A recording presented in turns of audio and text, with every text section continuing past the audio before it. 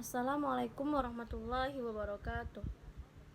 Baik, selamat pagi dan salam sejahtera untuk kita semua. Selalu kita dalam lindungan Allah Subhanahu wa taala, selalu diberikan kesehatan, kesempatan sehingga kita dapat selalu menuntut ilmu bersama-sama di sekolah ini. Baik, sebelum kita melangkah ke dalam materi kita selanjutnya, Ibu ingatkan kembali materi kita minggu lalu. Minggu lalu Ibu telah menjelaskan tentang mempelajari desain grafis, tujuan dan manfaatnya kan. Dan itu juga kan udah Ibu jelaskan, mempelajari desain grafis itu kan penting karena di era digital saat ini hampir setiap bidang membutuhkan media visual untuk menyampaikan informasi.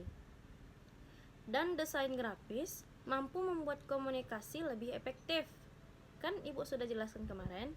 Dan tujuannya kemarin dari mempelajari desain grafis agar seseorang mampu menguasai teknik visual, memahami elemen desain, serta dapat menciptakan media komunikasi yang tepat sasaran.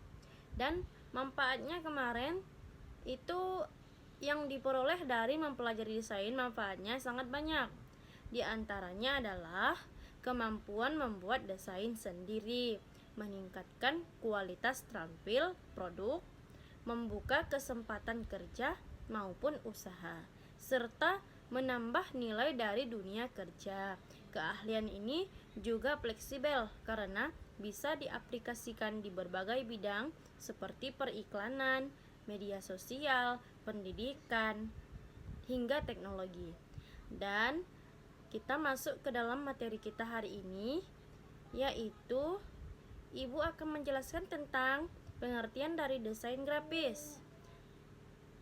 Pengertian dari desain grafis, proses menggabungkan elemen visual seperti gambar, teks, warna, dan bentuk untuk menyampaikan pesan atau informasi secara menarik dan efektif. Dan secara sederhana, desain grafis merupakan seni dan praktik komunikasi visual yang menggunakan elemen-elemen tersebut agar pesan mudah dipahami dan enak dilihat oleh audiens. Dan diantaranya ini ada dari menurut pengertian ahli. Yang pertama itu ada Sujatmiko 2013. Desain grafis adalah bentuk komunikasi visual yang menggunakan gambar untuk menyampaikan informasi atau pesan seefektif mungkin. Dan ada juga ini dari ahli Wikipedia. Desain grafis menurut dia adalah proses kreatif yang melibatkan pembuatan dan penggabungan simbol, gambar, dan teks untuk membentuk representasi visual ide dan pesan.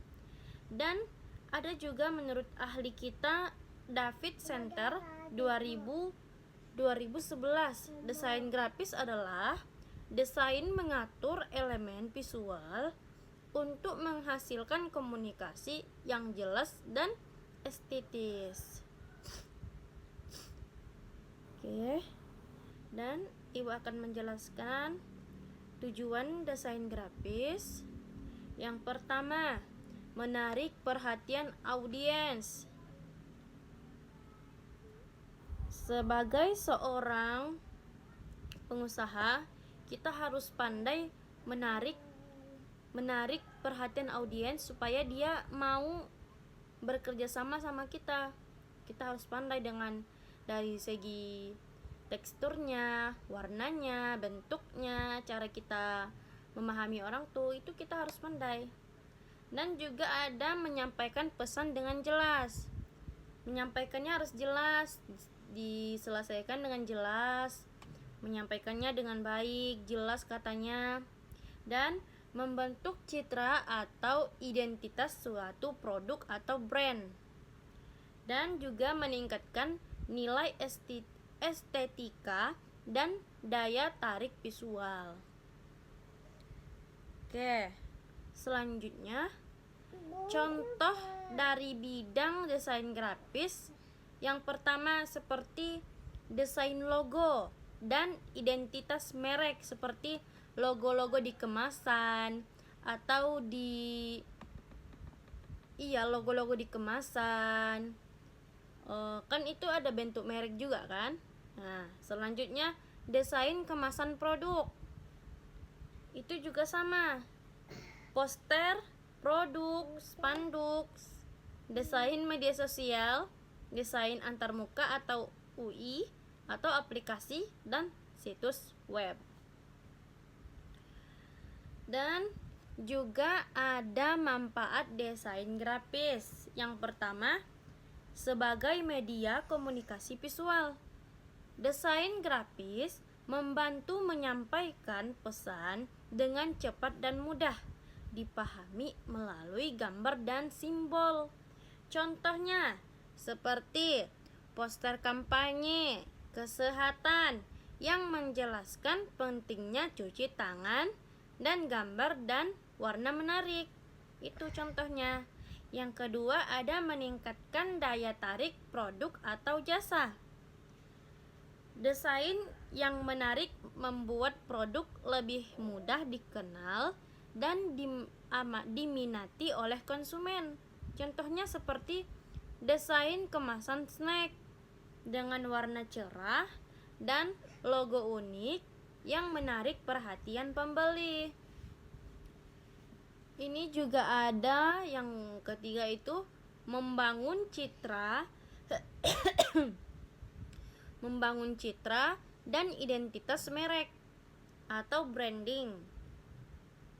Desain grafis menciptakan kesan profesional dan membedakan suatu merek dari yang lain.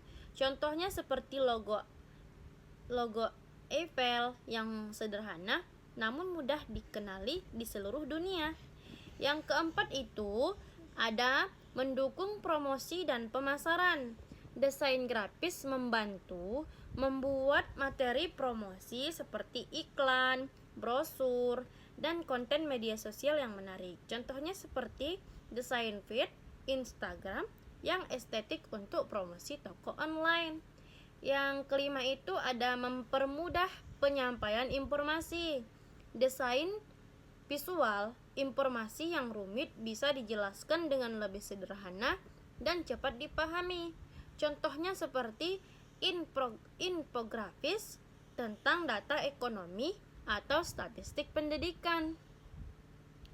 Lanjut, ada yang keenam itu menambah nilai estetika.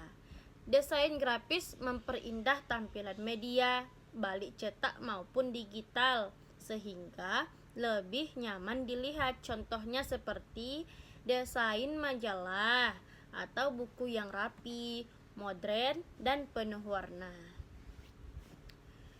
Bidang penerapan desain grafis itu ada periklanan, yaitu iklan majalah, baliho, banner, konten media sosial. Yang kedua itu ada pendidikan, buku pelajaran, infografis edukatif.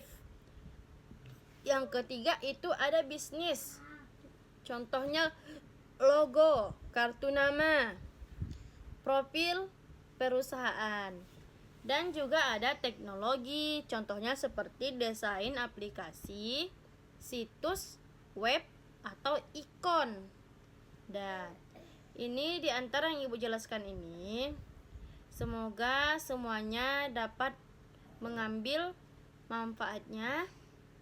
Dan kita akan bertemu lagi di minggu selanjutnya. Minggu selanjutnya Ibu akan menjelaskan tentang bagian-bagian dari desain grafis. Tolong dipelajari bagian-bagiannya. Minggu depan Ibu akan menjelaskan lebih detailnya. Dan Ibu akhiri dengan Assalamualaikum warahmatullahi wabarakatuh. Audio Jungle.